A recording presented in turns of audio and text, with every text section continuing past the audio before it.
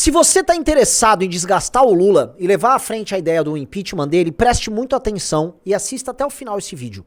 O que eu vou revelar aqui é a estratégia subterrânea que está sendo tocada pelo governo para impedir que o assunto bombe e para desmontar as assinaturas dadas por deputados do Centrão que fizeram com que esse pedido tenha se tornado maior até hoje protocolado na Câmara. Entenda tudo. Roda a vinheta.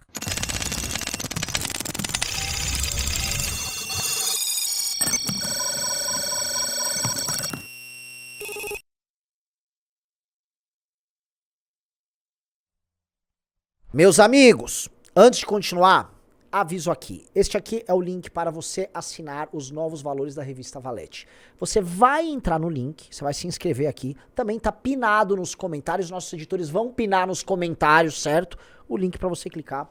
E aí, com isso, você vai ser um assinante da única e maior revista de direita do Brasil. A revista está combatendo as mentiras ditas por Piauí, todas aquelas montoeiras de páginas vergonhosas que estão aí.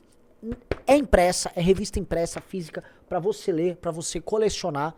É um material colecionável, feito com o papel mais caro do mercado, justamente pra você ter ele na tua casa, como material de leitura, de consulta, e pra se tornar uma pessoa mais inteligente. Se você gosta dos nossos vídeos, entenda um negócio. Isso é apenas a primeira camada de algo muito maior. E a revista Valete é a forma como você vai aprofundar seu conhecimento. Tô te aguardando lá. Assina. Pois bem, amigos, vamos lá. O xadrez do impeachment de Lula começou a rolar. E começou a rolar enquanto xadrez, porque todo jogo de xadrez pressupõe que duas pessoas estão disputando.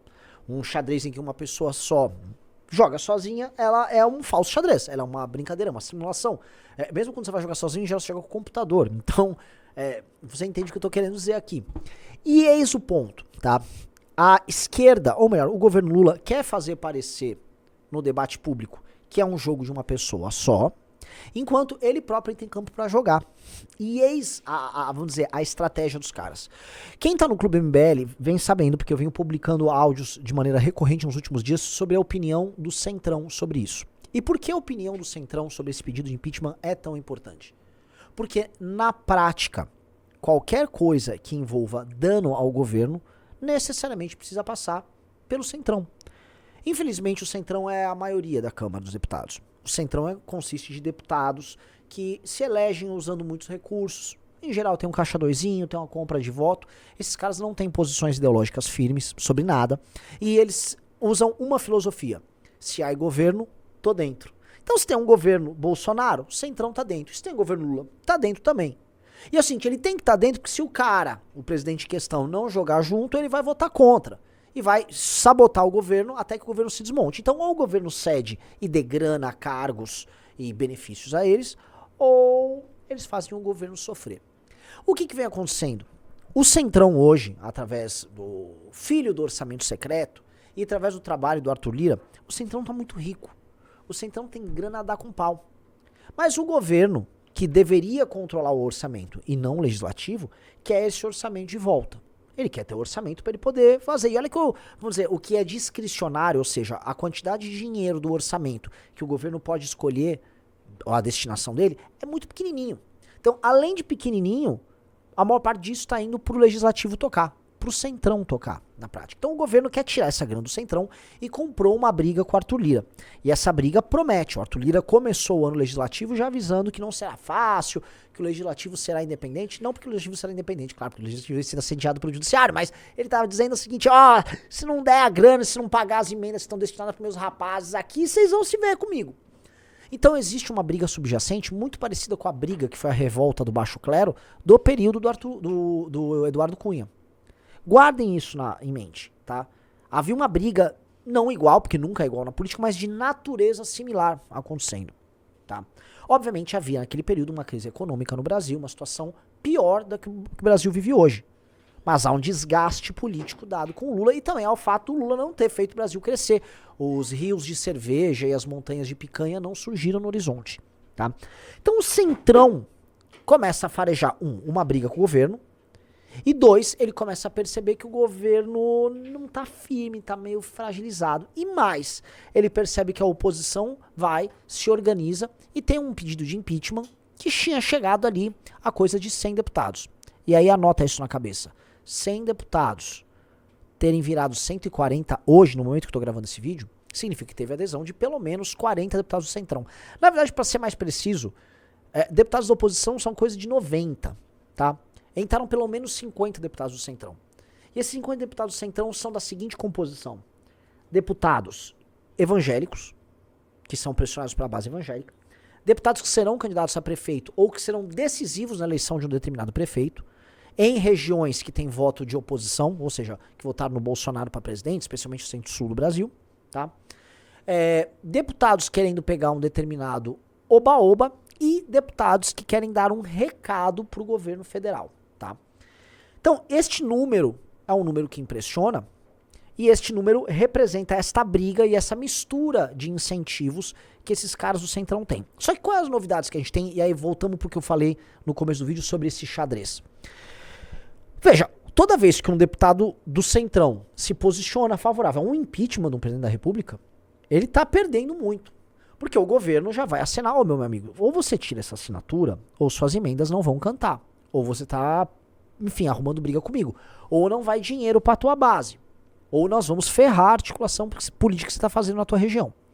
Então o fato deles terem feito isso, e o fato de, isso nós já estamos sabendo, o governo ter colocado a tropa de choque dele para ir para cima dos deputados, e mesmo assim eles não têm tirado as assinaturas, significa que o jogo tá muito, muito aberto, tá? E significa que o governo começou a atuar mesmo fingindo que nada disso está acontecendo. Como eu disse para vocês, a estratégia de comunicação do governo, que tem a imprensa na mão, é fingir que não há um pedido de impeachment protocolado. Se você ligar agora a televisão, em todas essas emissoras que fazem cobertura política, ou ler os sites de notícias e tal, você não verá nada sobre impeachment. Vai parecer que não tem nada rolando. Não, não tem nada rolando. E aí você vai se perguntar, então tudo isso é muito fraco. Sim, porque a estratégia do PT é parecer que, bom, não tá rolando nada. Mas na prática o jogo é outro. As redes sociais das lideranças de direita ao redor do Brasil nunca bombaram tanto por conta do impeachment. Como eu digo nunca, em muito tempo não bombaram tanto.